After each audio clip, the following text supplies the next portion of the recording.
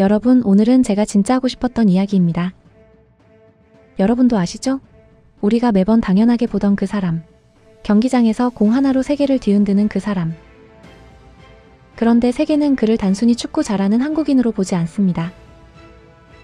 세계는 그의 존재에서 한국이라는 나라의 30년치 브랜드 투자액이 회수되는 순간을 보고 있습니다. 네, 제가 지금 좀 거창하게 말하고 있는 것 같다고요? 잠깐만요.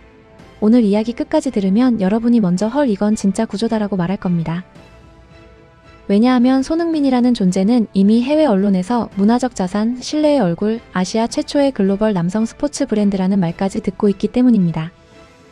예를 들면 더 풋볼 위크는 그를 평가하면서 이렇게 썼죠. 그의 상승은 경기장에서의 뛰어난 활약뿐 아니라 꾸준히 긍정적인 대중적 이미지가 그를 세계적인 문화 아이콘으로 만들었다는 점에서 더욱 빛난다. 경기력만으로는 설명할 수 없다는 겁니다. 문화적 아이콘이라는 표현을 쓰는 순간 이미 축구를 넘어섰다는 뜻이죠. 여러분, 잠깐 여기서 짚고 넘어가자. 이건 단순한 칭찬을 넘어선 프레임의 위치 변경입니다. 선수가 아니라 문화적 자산. 이미 그 단어에서 사고방식 자체가 달라지는 거예요. 이건 단순한 뉴스가 아닙니다. 구조입니다. 그리고 손흥민을 다룬 심리학 매체 사이칼러지 터데이는 더 재밌는 표현을 했습니다. 손흥민은 자주 운다. 정말 많이 운다. 그리고 그건 오히려 좋은 일이다. 감정을 숨기지 않는 남자, 그것도 아시아 선수라는 점을 서구 심리 전문가들이 연구하고 있다는 거예요. 아니, 전 세계에서 축구 선수가 울었다고 심리학자들이 칼럼을 쓰는 경우가 얼마나 됩니까? 여러분, 이게 바로 문화적 자산의 힘입니다. 감정 하나에도 의미가 실립니다. 그리고 조선일보 영문판은 손흥민을 카인드너스 언드 골즈 엘러베이트 LAFC라고 평가하면서 친절함과 성실함 그리고 경기력의 조합이 팀 전체의 문화까지 바꿔놓았다고 분석합니다. 이쯤 되면 손흥민은 선수라기보다 문화적 전파자에 가깝습니다. LAFC에 입단한 게 아니라 한국 문화부 산하 글로벌 지사에 파견된 느낌이에요. 이제 여러분께 제가 이 스크립트를 왜 이렇게 시작하는지 말씀드릴게요. 우리는 지금 손흥민을 잘 알고 있다고 생각합니다. 하지만 사실은 그의 30%만 알고 있어요. 골 넣는 30%. 그런데 세계는 그의 70%를 보고 있습니다. 그 70%가 바로 문화자본, 신뢰자본, 브랜드 자산입니다. 그리고 그 자산은 한국이 지난 30년 동안 무지성으로 쌓은 게 아니라 아주 정확하게 쌓아왔던 국가적 성장 구조와 완전히 연결되어 있습니다. 그러면 한국의 문화자본은 어디서 시작됐나요? 라고 묻는다면 여러분, 이건 긴 이야기입니다. 하지만 한 문장으로 줄이면 이거예요. 한국이 세계에서 믿을 만한 나라로 인정받기까지의 역사적 축적. IMF 이후 한국은 전 세계에서 가장 빠른 속도로 신뢰도를 회복한 나라였습니다. 한국 가전제품이 고장률 최저로 알려지기 시작했고, 현대기아차는 유럽 도로에서 독일차를 위협하는 브랜드로 평가받았고, BTS는 음악 산업의 문법을 다시 썼고, 드라마와 영화는 전 세계의 감정 언어를 다시 교육했습니다. 그리고 여러분, 이건 해외 언론에서도 매우 정확하게 관측했습니다. 가디언은 이렇게 말했죠. 영국은 지금 한국 문화의 파도를 타고 있으며 손흥민은 그 흐름에 합류한 가장 최근의 문화 개척자다.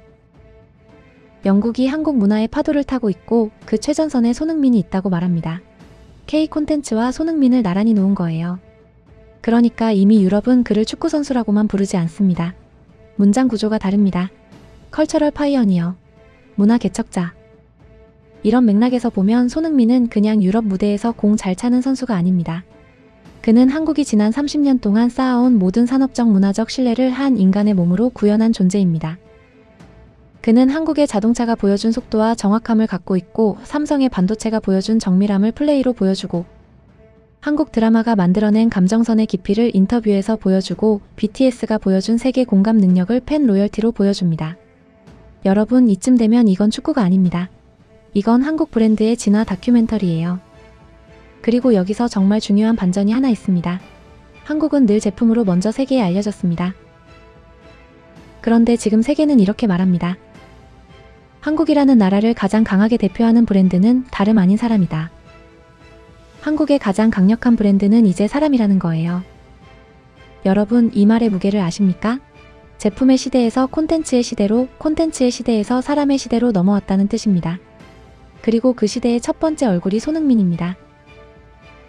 여러분, 여기서 또 짚고 넘어가자. 손흥민이라는 사람은 지금 한국 브랜드의 마지막 단계를 완성하고 있습니다. 제품 신뢰, 문화 신뢰, 인물 신뢰.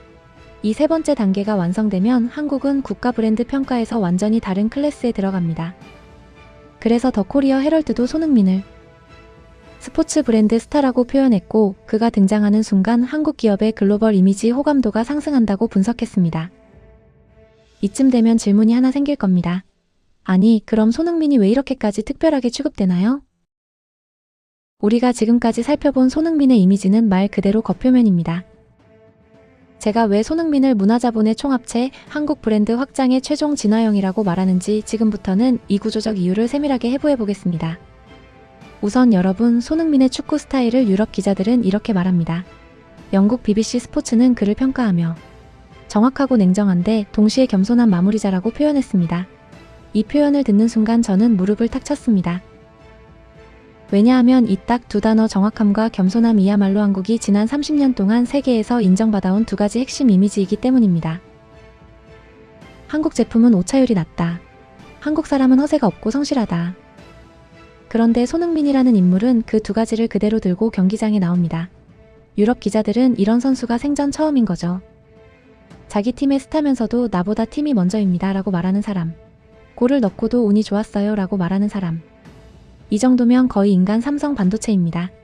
빠르고 정교하고 무엇보다 불필요한 발열이 없습니다.